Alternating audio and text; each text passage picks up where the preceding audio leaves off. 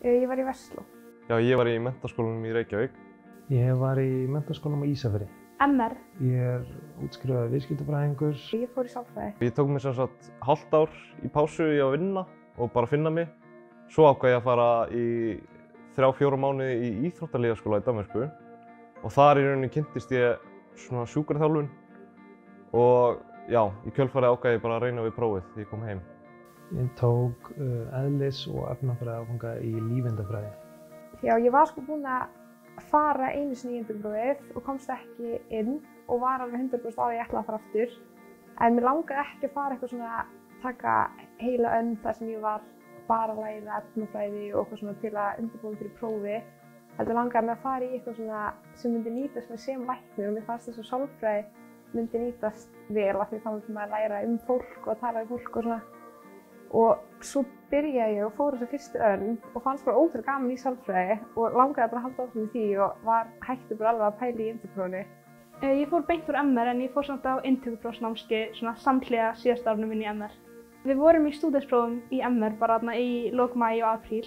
Þannig ég einbeitti mér eiginlega bara fyrst og fremst að því að læra fyrir það. Svo í rauninni bara að læra fyrir inntökuprófið var svona rúm vika, þannig að bara rétt fyrir inntökuprófið. Þá lærði ég bara að fullum krafti fyrir inntökuprófið. Ég var svona komið með hugmynd að mér langaði kannski að fara í inntökuprófið haustið. Þannig að þá skráði ég mig í áfanga í stærðfræði og eðlisfræði í háskólanum og af því það voru svona þau fög sem ég var lélegust í og þannig að ég í rauninni þá var ég aðeins byrjuð undirbúin með því að taka þá og svo í janúar þá byrjaði ég svona meira að læra fyrir prófið.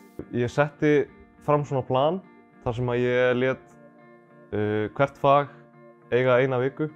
Þannig að í eina viku var ég bara að gera íslensku og eina viku var ég bara að gera líffræði og svo framvegis. Þannig ég vaknaði bara klukkan 9 og búinn klukkan 4.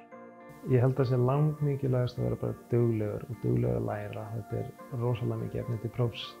Maður þarf að vera duglegur að læra til að komast yfir allt. Þá reyndi ég bara að vakna svo frekar snemma. Svo lærði ég þá bara til hádegis og tók mér svo góðan hádegismat. Og lærði svo bara svona eins lengi ég hafði orku og fór oft að hreyfa mig eitthvað kannski seinnipartinn. Og svo gerði ég alltaf eitthvað svona skemmtilegt á kvöldin. En svo svona þegar nær dró þá fór ég kannski að taka kvöldin líka. Ég þurfti svolítið að forgangsraða bara því sem ég var lélegust í. Þetta er náttúrulega svona frekar svolítið stressandi aðstæður þannig að ég var alveg með fyrirldi maður. Þegar ég mætti á próftökudaginn þá man ég að blasti við mér, ég veit ekki hvað margir nemendur að undirbúa sig og þylja yfir einhverja reglur og þá einhvern veginn stressaðist ég ennþá meira. Þannig að það sem virkaði fyrir mig, ég kom með heyrnartól og lét tónlist í eyrun og ég bara vissi að ég kunni þetta. Þannig að ég treysti bara sjálfur mér. Ég var alveg töluvert stressaður þegar ég mætti prófi en líka bara spenntur að þessu vinna væri að fljótlega að baki. Samt ekkert jafn stress og ég hafði kannski búist við að ég yrði því. Það kom aftan að mér hversu fljótur próftíminn er að hlaupa frá manni. Þannig að maður þurfti að halda sér vel við efni til að brenna ekki á tímann. Það kom mér á óvart á prófinu hvað þetta var í rauninni erfitt. Ég myndi klárlega mæla með því að fara bara beint. Af því í besta falli kemst maður inn og ef ekki þá bara veit maður hvernig þetta er og veit bara kannski í rauninni betur hvernig hægt er að undirbúa sig, hefur gert það einu sinni áður. Ég myndi mæla með því fyrir fólk að taka sér pásu því að langflestir sem eru með mér í bekk tóku sér pásu og ég held að það sé bara gott, auðvitað er þetta persónubundið en ég held að það sé bara gott fyrir fólk að fá smá að anda, finna sig, finna hvort þau vilja rauninni gera þetta og reyna síðan við þetta. Ef þú veist að þig langar til að fara í læknisfræði sem allra fyrst þá ættir að fara bara strax eftir framhaldsskóla. Það er ekki tvíti fyrirstöðu. Svo reynir þú bara aftur ef þú kemst ekki inn.